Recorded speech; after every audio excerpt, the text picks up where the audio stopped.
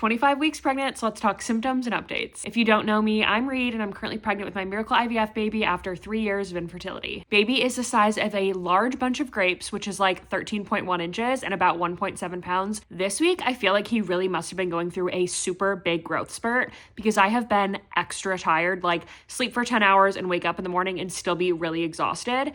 But at the same time, I'm also dealing with some killer insomnia. There was one night this week where I woke up around 1:30 to go pee in the middle of the night. I got back in bed and I was not able to fall back asleep.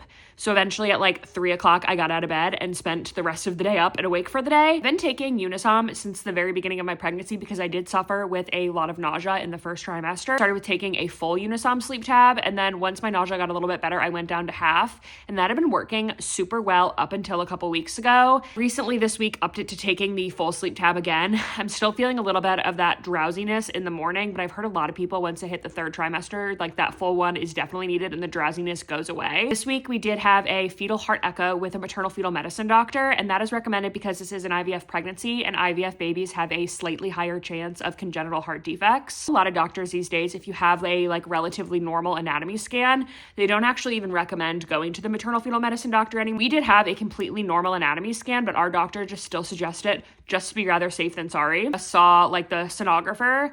We were in her room for probably like 30-45 minutes. It's very similar to the anatomy scan.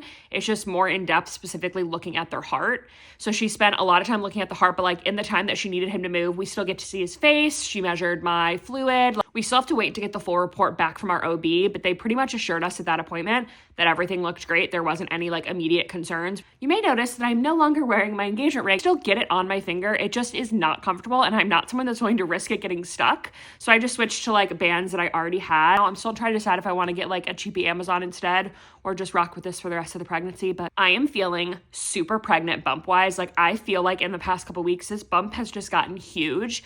A couple days ago, I thought that I may have actually seen like my first stretch mark maybe coming in. I've said before on here that I don't typically like to do like the belly oil in the morning just because I don't like putting it on underneath my clothes.